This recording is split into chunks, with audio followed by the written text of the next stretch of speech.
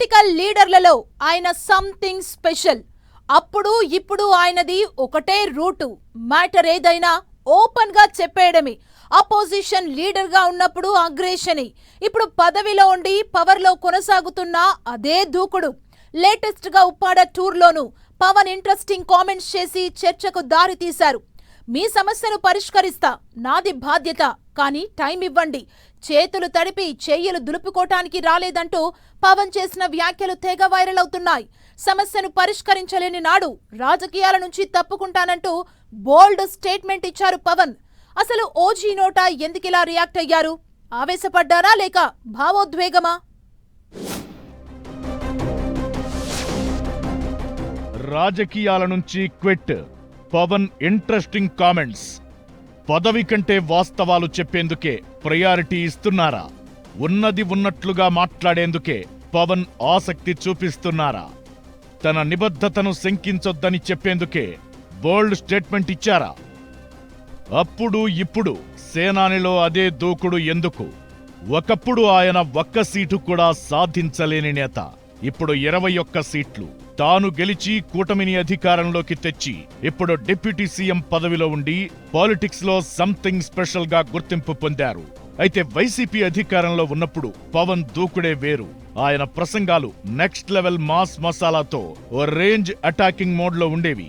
ఇప్పుడు పవన్ పవర్ లో ఉన్నారు, పైగా ప్రభుత్వంలో కీలక పదవిలో ఉన్నారు. ప్రతిపక్షంలో ఉన్నప్పుడు ఏదైనా మాట్లాడొచ్చు, అప్పుడు పవర్ లో ఉన్న పార్టీపై దుమ్మెత్తిపోయొచ్చు. బట్ పవర్ లోకొచ్చేసరికి ఇచ్చిన అన్ని హామీలు అమలు చెయ్యలేకపోవచ్చు. సమస్యలు కూడా పరిష్కారం చేయలేని సిచ్యువేషన్స్ కూడా ఉంటాయి. అలాంటప్పుడు లీడర్లు సైలెంట్ గా అది పెద్ద ఇష్యూ కాదన్నట్లుగా కవర్ చేస్తుండడం చూశాం. కానీ పవన్ అలా కాదు, తన రూటే సెపరేటు అంటున్నారు. ఏకంగా అపోజిషన్ లీడర్ గా మాట్లాడినట్లు అగ్రెసివ్ గా చాలా బోల్డ్ స్టేట్మెంట్ ఇచ్చేస్తున్నారు. పవన్ ఉప్పాడ టూర్ పొలిటికల్ గా చాలా ఆసక్తిని క్రియేట్ చేసింది. వాస్తవానికి ఉప్పాడలో మత్స్యకారుల సమస్యలు చాలా సంక్లిష్టం. వాటిని పరిష్కరించడం అంత ఈజీ కాదు. అందుకే ఎన్నో ప్రభుత్వాలు మారుతున్నా మత్స్యకారుల సమస్యలు పూర్తి స్థాయిలో సాల్వ్ కావడం లేదు. ఈ నేపథ్యంలో ఇప్పుడు పిఠాపురం ఎమ్మెల్యేగా ఉన్న పవన్ కళ్యాణ్ కు మత్స్యకారుల సమస్యల పరిష్కారం అతిపెద్ద సవాల్గా మారిందన్న చర్చ నడుస్తోంది. మెడికల్ ఫ్యాక్టరీల నుంచి వచ్చిన వ్యర్థాలు కలవడంతో సముద్ర జలాలు కలుషితమై వేట సాగక మత్స్యకారులు అవస్థలు పడుతున్నారు. ఈ మధ్య పెద్ద ఎత్తున ఆందోళనకు దిగిన మత్స్యకారులు డిప్యూటీ సీఎం సమాధానం చెబితే తప్ప ఊరుకునేది లేదని పట్టుబట్టారు. స్పందించిన పవన్ వస్తా, సమస్య పరిష్కారానికి హామీ ఇచ్చి అన్నమాట ప్రకారం ఒక్కరోజు ముందే ఉప్పాడకు వెళ్లారు. ఈ సందర్భంగా అధికారులతో రివ్యూ నిర్వహించిన తరువాత ఉప్పాడలో నిర్వహించిన బహిరంగ సభలో పవన్ ఇచ్చిన ప్రసంగం ఎంతగానో ఆకట్టుకుంది. అపోజిషన్ లీడర్ గా ఉన్నప్పుడు పబ్లిక్ ను అట్రాక్ట్ చేసేలా మాట్లాడడం వేరు. ఇప్పుడు పవర్ లో పవన్ మీద జనం హోప్స్ ఉన్నాయి. వాటికి అనుగుణంగానే పవన్ మాట్లాడారు. నేనున్నాను, మీకు అన్నీ చేస్తానని హామీ అయితే గట్టిగానే పవన్ ఇచ్చారు.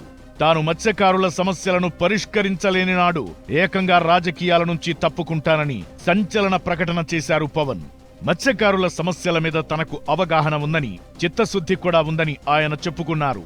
తాను ఎవరో కొందరు లీడర్ల చేతులు తడిపి చెయ్యులు దొలుపుకొని పోవడానికి రాలేదన్న పవన్ సమస్య పరిష్కారం కోసం తనకు టైం కావాలంటూ కోరారు.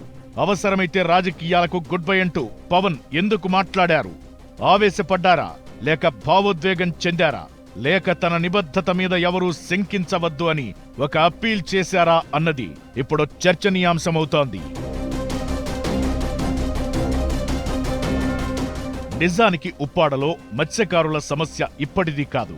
ప్రతిసారి ఎన్నికలప్పుడు మత్స్యకారుల సమస్యలే ప్రధాన ఎజెండాగా ఉంటాయి. కానీ ఇప్పుడు అక్కడ పవన్ ఎమ్మెల్యేగా ఉండటం, డిప్యూటీ సీఎంగా కీలక బాధ్యతల్లో ఉండటంతో ఆయనపై అతిపెద్ద బాధ్యత ఉన్నట్లయిపోయింది. సొంత నియోజకవర్గంలో సమస్య పరిష్కరించలేకపోతే ఆయన విమర్శల పాలు అవక తప్పదు. అందుకే సిన్సియర్ గా, సీరియస్ గానే మత్స్యకారుల సమస్యపై ఫోకస్ పెట్టారట పవన్. మెడికల్ ఫ్యాక్టరీల నుంచి వ్యర్థాలు వచ్చి సముద్రంలో చేరకుండా ఏం చేస్తే బాగుంటుందనే పొల్యూషన్ ఆడిట్ చేయాలని పీసీబీ అధికారులను ఆదేశించారట. అంతేకాదు, సముద్ర తీర ప్రాంతం భద్రత కోసం ఉప్పాడ దగ్గర ప్రొటెక్షన్ వాల్ ను నిర్మిస్తామని కూడా హామీ ఇచ్చారు. ఉప్పాడ ఇష్యూ ఓ రకంగా పవన్ కు అతిపెద్ద సవాలే అయినా పవన్ తన ప్రసంగంతో మత్స్యకారుల మనసు గెలుచుకున్నారన్న టాక్ అయితే వినిపిస్తోంది. సమస్య పరిష్కరించలేని నాడు రాజకీయాల్లో ఉండను అన్న ఒక్క మాట పవన్ను పిఠాపురం ప్రజలకు ఇంకా దగ్గర చేసిందని, ఆయన నిజాయితీ ఏంటన్నది తెలియజేసిందన్న గుసగుసలు వినిపిస్తున్నాయి. మెడికల్ ఫ్యాక్టరీల వ్యర్థాలు సముద్రంలో కలవకుండా పవన్ తీసుకోబోయే చర్యలేంటి? ప్రొటెక్షన్ వాల్ నిర్మాణం సాధ్యమయ్యేనా అనేది వేచి చూడాలి.